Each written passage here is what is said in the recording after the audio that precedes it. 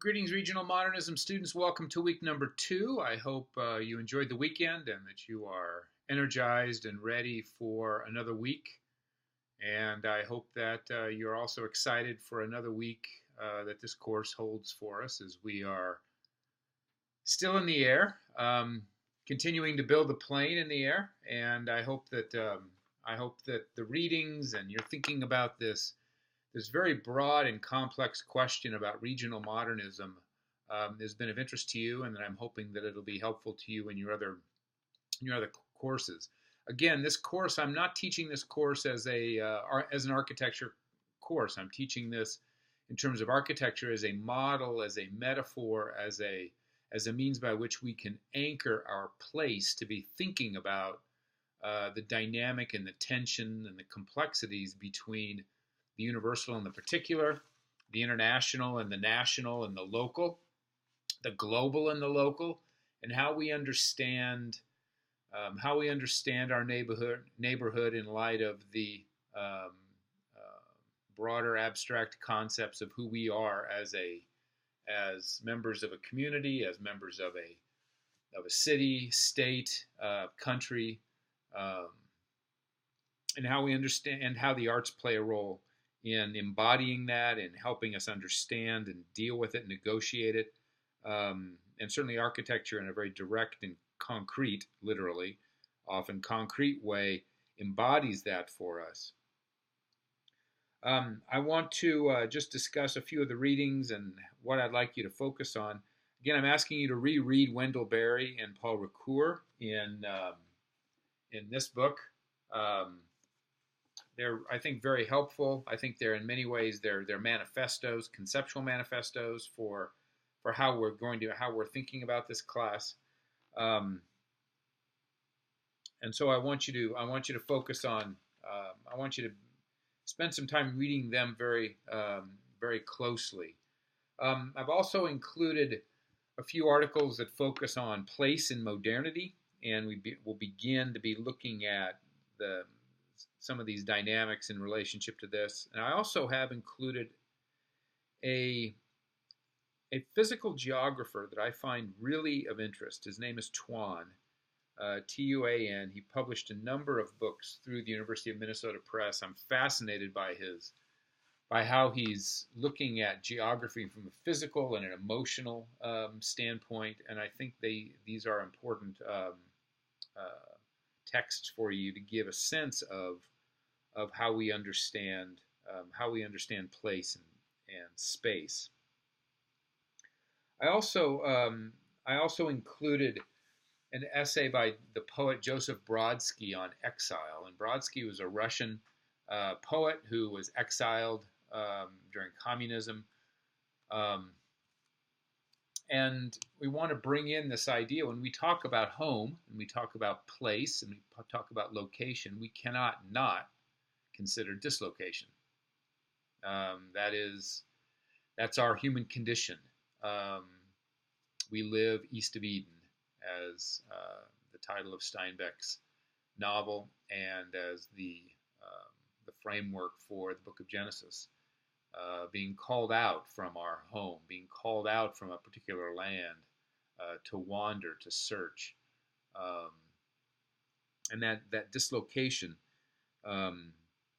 where we came from and where we will be going to, is this pole, this tension, this polarity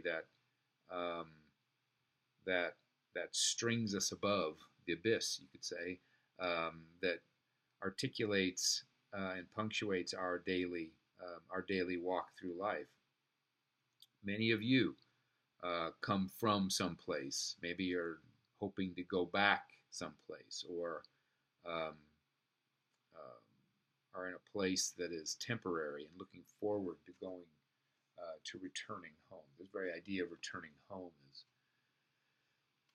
is crucial, and you can run this metaphor through the arts and literature. Melville's Moby Dick. Ishmael gets on the Pequod, and the Pequod is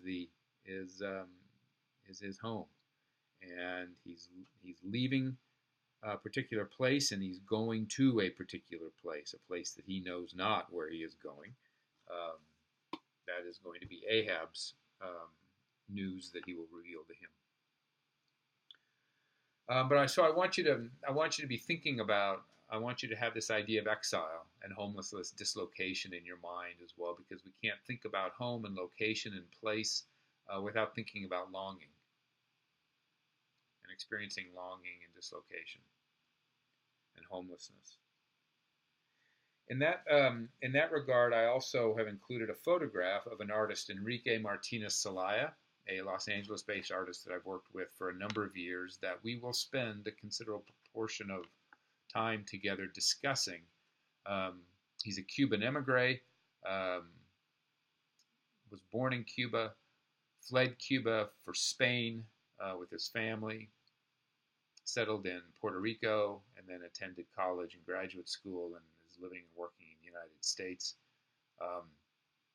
His work, his writing, and his visual work, his studio practice deals with issues of homelessness, dislocation, longing, exile, and we'll be talking about it. And the photograph that I have is a studio photograph that I've attached that has him in front of a sculpture that he did for a commission in Miami to commemorate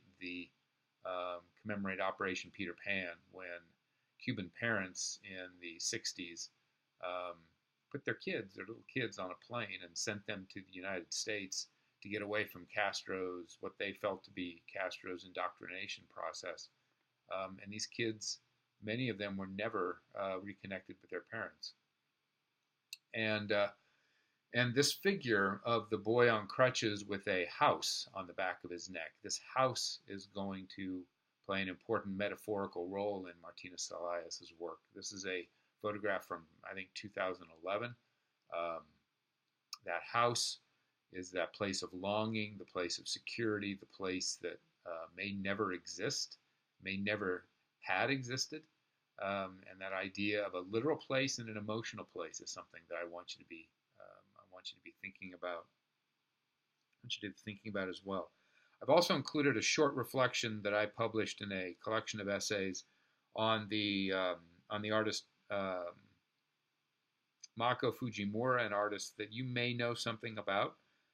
He's an artist that is very explicit in his Christian faith, and it's about his relationship from his move from New York City to Princeton, New Jersey, which I took as an opportunity to reflect on an artist and an artist's relationship to the city and the country. I also want you to be thinking about the ethical implications that Wendell Berry brings out in terms of place and location, and what we owe that location, and how that helps us understand the broader world, and particularly in the context of the tribalism that we're experiencing in these days. How is it that the local environment, responsive to our place, can feed into helping us understand a certain kind of universal brotherhood and sisterhood, a universal ethic that resists the temptation for tribalism, for sectarianism. So with those thoughts, I leave you. Have a great week. I will be responding to your discussion prompts that you turned in yesterday towards the end of the week. I have a deadline on Wednesday I have to meet. But I'm looking forward to getting back to you. I will come back to you with a video chat on Friday that will discuss some of the salient points that came up during your video discussion, your discussion prompts. And please write me if you have any questions whatsoever. Have a great week. Take care.